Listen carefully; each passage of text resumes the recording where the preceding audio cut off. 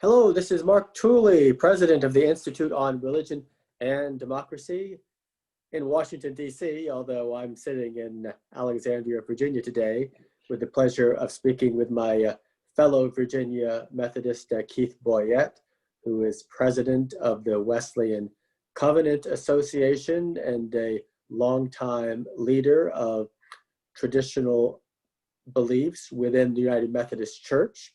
He was a leading participant in the team that created the protocol for the potential division of the United Methodist Church that likely would have been enacted in May of this year had the scheduled governing general conference of the United Methodist Church not been postponed by the pandemic. That conference will now, at least is scheduled to meet next August and September. But meanwhile, there's a lot of conversation, and some people are wondering about the status of this proposal to divide the United Methodist Church. So Keith Boyette, having been at the center of its creation and ongoing conversation, Keith, thank you so much for joining us. Well, it's a joy to be with you today, Mark. Thanks for the opportunity, and glad to provide people with some insight and updates. And I should point out that Keith, before becoming president of the Wesleyan Covenant Association, was a pastor in Virginia for almost 30 years, correct, Keith? 24, yep. Founded a church outside Fredericksburg, Virginia, and if I recall correctly, he and I first met 30 years ago at the Virginia Annual Conference when he was still an attorney in Richmond and heading off to seminary to begin his ministerial career. That's correct. It would have been in the mid-1980s, I think, that we first encountered each other. As I first started going to Virginia Annual Conference as a college student, I think in 1985. So there you go. Sounds about right. Well, I think we almost immediately encountered each other. Well, the fates were behind us. Well, Keith, where do we stand in terms of the protocol? I have surmised that this additional year of preparation for the potential division was actually more positive than negative in that it allows people to adjust to the idea of division. But what are your impressions? Well, I do think this has been a crisis that has given us the opportunity to accomplish many things that would have been rushed, perhaps if we had gone to a May General Conference. And it has enabled a whole lot of people to become informed about the protocol and its implications and the plans for the future that probably would not have been as informed if we went forward. I certainly would have preferred that we could have gone on to the May General Conference. There was a lot of momentum building at that point.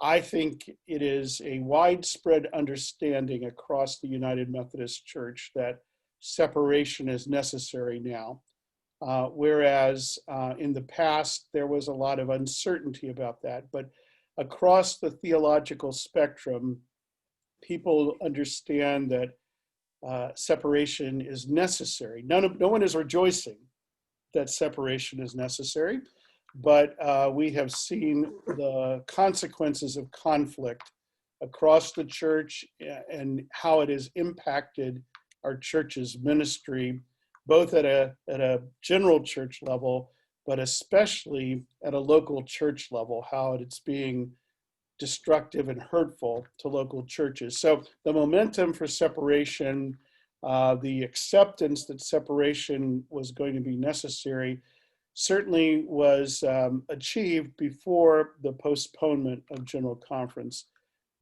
With the postponement of General Conference, that sentiment, I don't believe, has changed by and large. People still understand it. There has been the passage of time, which means that it's not right on the horizon. It's 11 months away now. And so we tend to deal with the immediate and what we're dealing with. And so it has gone somewhat on the back burner. But also we've had two really significant matters for local churches and denominational leaders to focus on. The COVID-19 response, has, of course, taken a whole lot of the energy of leaders across the church, rightfully so. And then second, the racial strife, tension, and addressing of racial justice issues have also been a preeminent concern in many churches. And so what is happening denominationally is still there, but it's taken a little bit of a back seat in terms of priority of energy. There has been some online speculation that perhaps some institutionalists in the denomination have lost some enthusiasm for the protocol because of the impending financial crisis for the institutions of the church with the coronavirus compounded by the division of the denomination. But do you see any substantive signs of that? I do not. And I would just share that the advocacy groups that are spread across the theological spectrum in the church had indicated their endorsement and support of the protocol before the postponement of General Conference. On the day that General Conference would have convened, all of those advocacy groups in one way or the other held events or issued statements that indicated their continued expectation that the protocol would be adopted. And those groups have continued to speak into the expectation that separation is going to occur, that the protocol will be adopted. The 16-member team that negotiated the protocol, that mediated the protocol, has met twice and now is scheduled to meet a third time in the very near future, all after the postponement of General Conference, all focused on and committed to the working for the adoption of the protocol. And we all understand that we have committed to support the protocol, and it's in the form that it has been negotiated. Now, I do anticipate, obviously, the timeline in the protocol was positioned on General Conference occurring in May of 2020. And so that timeline is going to have to be adjusted for when General Conference occurs. But I am not anticipating other significant changes or modifications in the protocol. And quite frankly, I would say the jury is still out, as it were, on the overall financial implications of what we've been through on the church. Certainly, we've heard denominational executives speak about declining giving during certain periods of the pandemic, but during those periods, the General Church also received significant funds through the Payroll Protection Plan, which were, of course, loans that were forgiven. That was the way that was designed. And the only publicly available information made available by the general boards and agencies at their last audited statements, which would have been as of the end of 2019, actually indicate that the reserves of the United Methodist Church, these are the unrestricted, undesignated reserves, actually have increased in value over what they were at the time the protocol team made its had its financial discussions. So I do know that there are some institutionalists who would hope that we would continue to muddle along. Their reasons for wanting us to muddle along are rather obvious. They're institutionalists, and their livelihoods are in part tied to the continuation of the church. But I think they are few in number, and I do not believe that there is support for their position of muddling along. And if I understand correctly, both Reconciling Congregations, which is one of the major LGBTQ caucuses, and the Western jurisdiction have issued recent statements that seem to support or assume the passage of the protocol or some kind of division. That is correct. And in addition to those groups, I'm aware of other groups of for persons who would characterize themselves as centrist or progressives who are working on plans for what we have come to refer to as the post-separation United Methodist Church. And those plans would not be able to be achieved if we journeyed along without separation. Those plans are contingent upon separation being approved, and substantial energy and resources are being put into that planning. So that underscores for me that the momentum is still there. And if you had to predict, to the best of your ability, what will unfold, assuming the General Conference next year does approve the protocol as written, how quickly would the new denominations emerge? Well, the new denomination composed of theologically conservative Methodist or traditional Methodist will be ready to be launched upon the adjournment of the General Conference in September of 2021. We have a group that came out of a dialogue in Atlanta in March of 2020, which you, Mark, were part of. That is the Transitional Leadership Council that is doing the work to have everything in readiness for that launch to occur. And we were fully confident that all of that work will have been completed.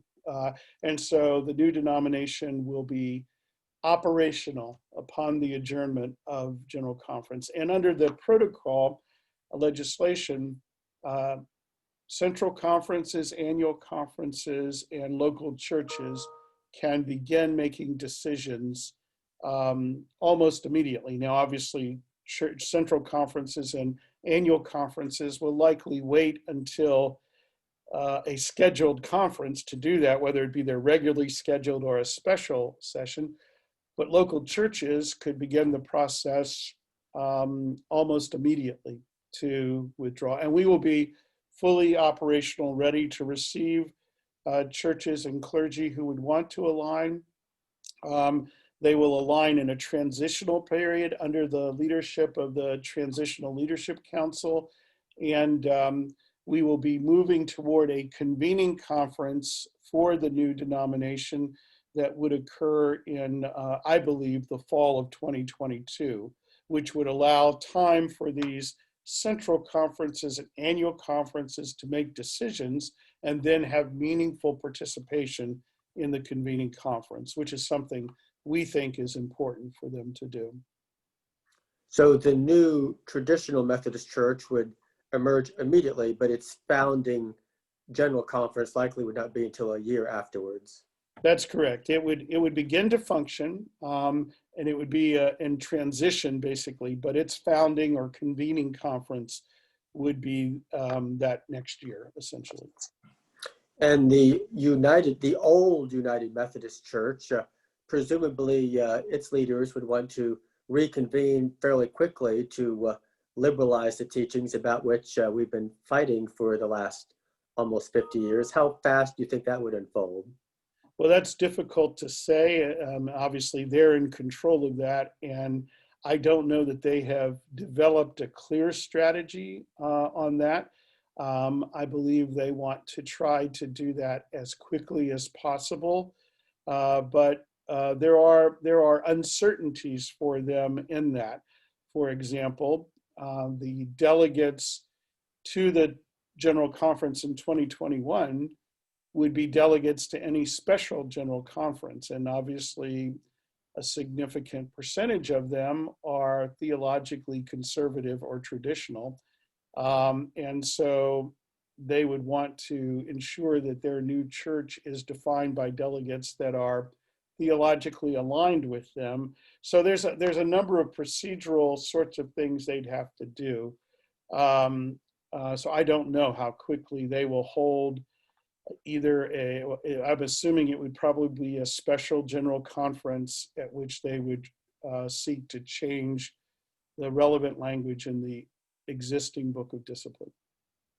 And you assume there will also be at least one more Methodist body that will be on the theological left? Well, there's certainly, the protocol contemplates that possibility. And there are some folks on the so-called progressive side of the church that generally have taken on the label liberationist, and they aren't content with a church that would meld together those who want the possibility for ordination and marriage to occur, but don't want to compel it. They want a church that they would describe as being fully inclusive, that would mandate that ordination and marriage according to the terms that they have would occur. And so, but whether there is sufficient strength and organizational ability to see a liberationist church emerge immediately after the General Conference, I would say is questionable. I'm not aware of anyone doing the kind of work that has been done on the traditional side of the church to prepare for that. And what are the possibilities of next year's General Conference taking place virtually rather than physically?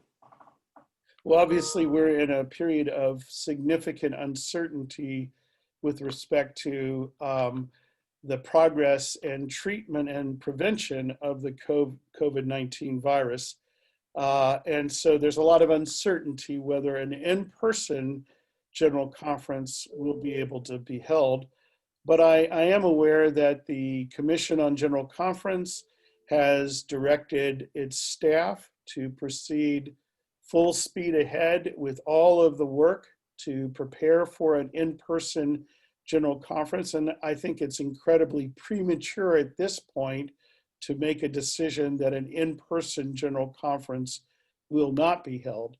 But I am aware that there are a number of different groups that are exploring the possibility of a virtual General Conference where the delegates would perhaps connect technologically for General Conference. There's also a significant amount of conversation about a simplified agenda that would perhaps limit the business of that General Conference to a vote on the protocol implementation legislation, which could be very helpful as well. Many other organizations, including a number of churches, have already had virtual conferences equivalent to our General Conference. And I believe we do live in unusual times, and that is going to require us to adopt unusual measures to do the business of the church. But I think it's absolutely essential that we do so. And I believe there's a way for us to get there. Of course, the Presbyterian Church USA's General Assembly met this summer virtually, as I recall. There may have been one other major denominational convention in a similar fashion. Do you recall how much a United Methodist General Conference cost? Is it $10 million or is it more than that? Yeah, I believe it approaches that number. I mean, the special General Conference, which was only, a 3-day General Conference, was around $4 million. The typical General Conference, of course, is a 9 to 10-day event. And I do believe that the overall cost approached that $10 million. So, who will have the final authority to make that kind of decision? Under the Book of Discipline, the Commission on General Conference is the one who sets the dates of General Conference. So they're the only ones that have the authority to modify those dates in some way or modify the arrangements for the conference. Of course, they have made significant contractual commitments, reserving the convention center, hotels, and all of that. So a cancellation of the General Conference would impose significant expense upon the church as well. So, but certainly a virtual General Conference likely would be significantly less expensive, even if we had to help delegates in various parts of the world have access to more sophisticated or advanced technologies in order to be able to participate. And I think we would still save money if that were done. Millions of dollars, no doubt. I think so. And then finally, Keith, where do you anticipate we'll all be 5 years from now in the year 2025? Well, I hope we'll be on the other side of this, that a vibrant, vital, global Methodist Church will be operating, that holds to the historic Christian faith and the Wesleyan tradition, that we'll be planting churches, we'll be engaged in vigorous discipleship, we'll be contending for the faith in a Christian worldview, and the kingdom of God will be advancing, and we'll be part of that. So that is my vision, that's my hope and dream, and that's where I expect that we'll be. Keith Boyette, President of the Wesleyan Covenant Association, thank you for a very educational conversation. Thank you so much, Mark. A joy to be with you today.